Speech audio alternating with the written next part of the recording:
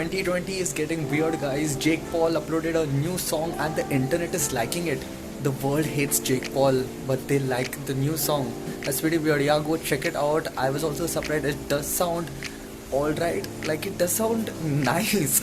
And even KSI was surprised. Script, everyone, the whole world is shocked that the song sounds good. So, yeah, 2020 is getting weird. Welcome back to the daily vlogs, guys. I'm the Savage Boy, Brian D'Souza. For all those of you who are new here, what you can expect is daily vlogs, podcast, challenge videos, and productivity videos. So a lot of students and readers have this question that mostly irritates them, that how do we remember what we've read in the books and execute what we've read? So there are two ways to do it. One is called the active recall method, and secondly it's called the Richard Feynman method. I'm sorry if I'm not pronounced it right. You should definitely check out both these methods. You can check Ali Abdal's videos. He has made many videos on these, and even Jordan Peterson. So what Jordan Peterson says is, let's say when you have chosen a book to read, for example, if I have chosen the Daily Stoic by Ryan Holiday, I first read that page. And then I do not use a highlighter or any such thing. Max to max, I'll just take a pencil with me, and whatever I like, I'll underline it. I'll read it, and then I keep that book away. I take my notepad and I start writing whatever I have learned or whatever I remember about whatever I've read. So now what you're doing is you're trying to remember exactly what you were reading or what information you have gathered up.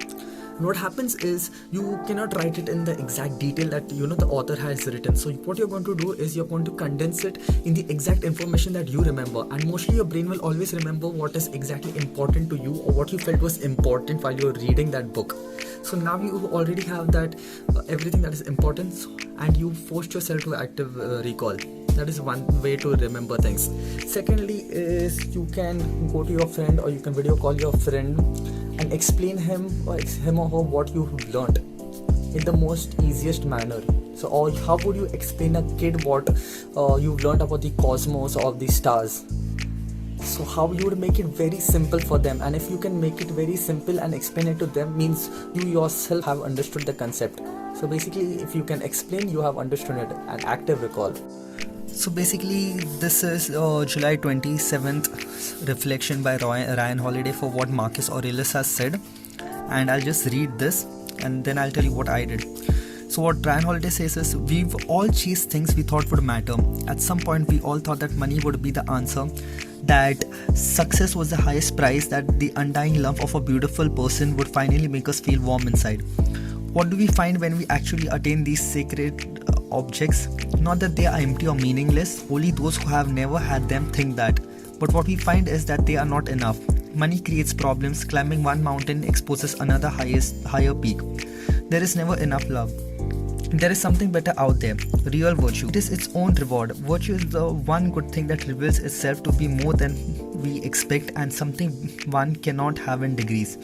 We simply have it or we don't, and that is why virtue, made up as it is of justice, honesty, discipline and courage, is the only thing worth striving for. So what I did is, once I finished reading that page, I kept this book here, it's away, and I opened my book.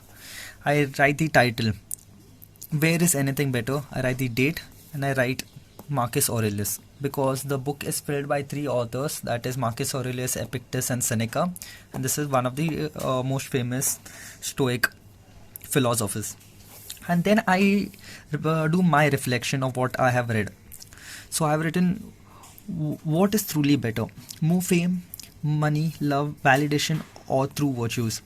For fame, money and love aren't empty and meaningless, but it is as our thoughts that they say. When I make $1 million, I will be happy. When I date someone better or feel I date a model is when I can finally feel warm and complete. But when we do get all of those things, we are never satisfied. We want the next big thing. So should we not achieve all of those things? No, we should. But we should know nothing gets better. New challenges, new stress, new mountains have to be climbed, just as you finish climbing the previous ones. So what can we look out for? We can look out for virtues like justice, truth, honesty, discipline and courage. For those virtues are the real stuff that feel better, make us feel better. So this was basically what I wrote without looking at the book, and this is now what I'm going to remember now. Now if I have to explain it to you guys, This is how I'll explain it, because I've written it in my own words, and this is basically how much I have remembered, so you can do the difference. Any guidance around taking notes from books and lectures? Yeah, no problem. Like, don't be taking notes during the lecture, exactly, because then you're not listening to the lecture. It's like, listen to the lecture and then take notes afterwards. Now, that doesn't work for every discipline, but it certainly works for disciplines. Like students in my lectures, I always tell them, don't take notes during the lecture. Listen to the damn lecture. You can take notes afterwards, because what that does is force you to practice remembering. And then with regards to books, it's like, read, don't highlight, don't underline. Like that, I think that's just rubbish. I think it's pseudo work. Read a couple of paragraphs or maybe an essay, something like that, depending on the density of the book. Close the book. Think about it. Write down what you're thinking. Write down what you remember. But in the context of what you're thinking about, because that instantiates it into your memory and puts it at hand. Like, people ask me, for example, how it is that I can remember all the things that I talk about extemporaneously when I'm lecturing. And the reason for that is because I've thought them through. I read them and I think, oh, okay, well, that's an interesting idea. How does it relate to all these other ideas that I know? Like, what is its significance for this idea, and what's its significance for this idea, and do I believe it, and how might I criticize it? So it's kind of like I'm attaching little memory hooks to it in 5 different ways, and then I've got it. It's part of me, and that seems to be part of recall rather than recognition. And recall is the spontaneous act of remembering something complex. And when you recall something, you're actually practicing remembering it. And that's what you need to do if you want that to be part of you. So I would say, separate out the function of reading and note-taking.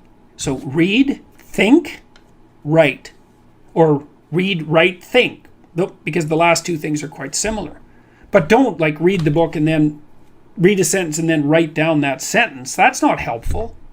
You could read the sentence, close the book, and then reformulate the sentence so that now it's your sentence, man. Then you'll remember it. Then you'll understand it. That works really well.